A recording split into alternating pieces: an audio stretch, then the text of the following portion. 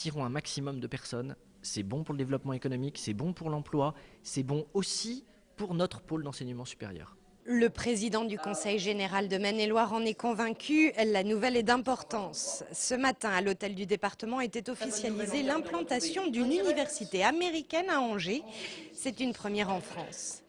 En s'associant avec l'Université catholique de l'Ouest, l'université privée catholique St. Edwards, basée à Austin, au Texas, va, dès la rentrée prochaine, développer ici son éventail de formations. Elle permettra ainsi à des étudiants français, européens et américains de suivre un cursus américain en France, puis de le continuer sur le campus américain d'Austin. L'enseignement proposé se veut professionnel et actif, et c'est en ce sens que l'Université St. Edwards s'est associée avec la société d'informatique Apple. Apple est très intéressé par les formations que nous pouvons proposer, par le fait que nous utilisions leurs ordinateurs et leurs programmes informatiques. Et nous sommes donc habilités par Apple comme centre de formation pour l'éducation, ce qui va apporter de nouvelles opportunités à l'Anjou, et nous sommes heureux de cela. Cela signifie également que la qualité technologique de nos programmes est à son plus haut niveau. L'Université St. Edwards est déjà installée dans des locaux situés derrière l'UCO et son équipe prépare la rentrée de septembre 2009. Elle accueillera alors 90 étudiants américains et les Français qui le désireront. Nous débutons la promotion de Saint-Édouard en France au mois de janvier. Donc les inscriptions seront en ligne à partir du 1er janvier. Et sans attendre la rentrée prochaine, certains misent déjà beaucoup sur l'Université St. Edwards pour faire rayonner l'Anjou hors de ses frontières. Si cette université réussit à se construire sur notre sol, la renommée qu'elle a au Texas, notamment les partenariats économiques qu'elle a été capable de construire là-bas, ça aidera à positionner Angers sur la carte de France. 21 873 demandeurs d'emploi le mois dernier en Maine-et-Loire. Le chiffre concerne les personnes à la recherche d'un emploi en contrat à durée indéterminée. Il a pris 3% au mois d'octobre. Sur un an, l'évolution des chiffres du chômage est assez inquiétante pour le département. Plus 10,5% contre 8% d'augmentation pour la région et 4% au niveau national.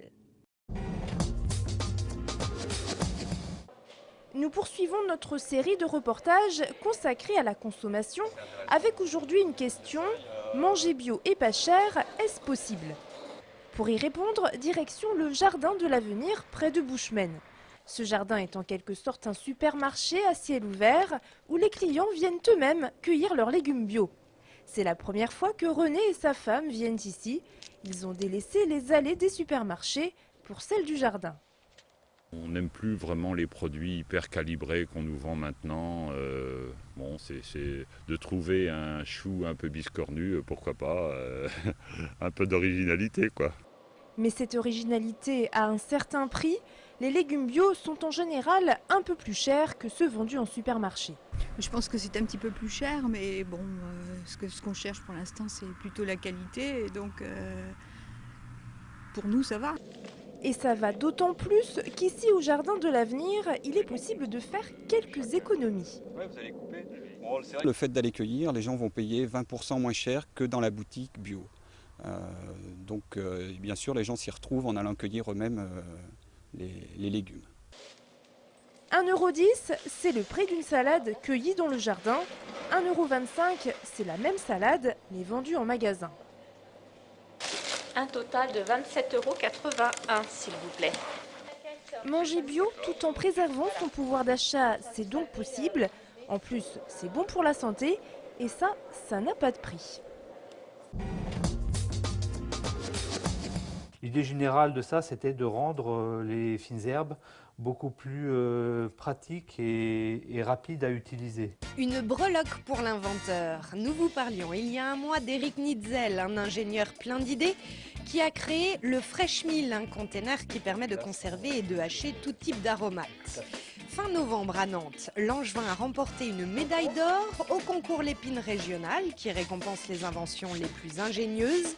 Ce mois-ci, la fabrication du Fresh Mill devrait être lancée pour une commercialisation du produit prévue en avril.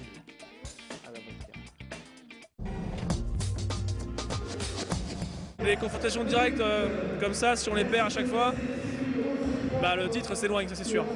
Et oui, le titre de champion de France s'est en partie joué hier soir à la salle Jean-Bouin. La Vaillante, deuxième, accueillait le leader, Hennebont, et seule une victoire leur aurait permis de rester au contact. Malheureusement, Hennebont a fait régner sa loi, victoire 4-2. C'est de l'avis du coach angevin la meilleure équipe d'Europe du moment, et ça se voit. Dans leur rang, le Coréen Ryu, champion olympique 2004, vainqueur de Lundqvist dans le premier match, est toujours impressionnant comme ici face à Kennat.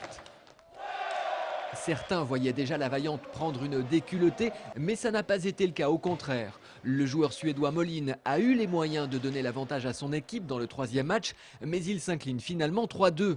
Les supporters morbihanais peuvent exulter. Dans ce championnat, l'écart sans doute irrémédiable s'est creusé. On était venu ici pour prendre les 3 points, on les a pris et maintenant on a 3 points d'avance sur Angers. Et c'est vrai qu'on va pouvoir prendre les matchs à venir avec un peu plus de, pas de relâchement, mais avec moins de pression. Oui. Ça s'annonce plutôt difficile pour le match retour. Hier soir, les Ducs d'Angers ont eux aussi subi la loi de leurs visiteurs lors du match aller de la demi-finale de Coupe de la Ligue.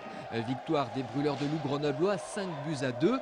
Cela fait donc un écart de 3 buts à combler mardi prochain à Grenoble. Autant dire qu'il faudra jouer serré pour espérer se frayer une place en finale.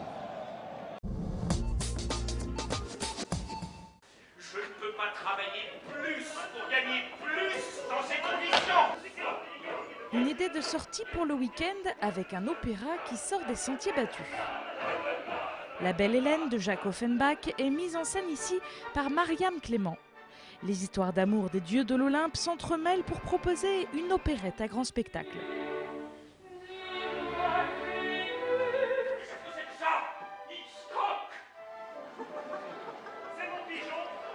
Comiques de situation et phrases à double sens sont ici de rigueur. On peut aller se rhabiller d'abord? Oui, allons-y. La Belle Hélène, un opéra à découvrir au Quai le vendredi soir à 20 h et le dimanche après-midi à 14 h 30.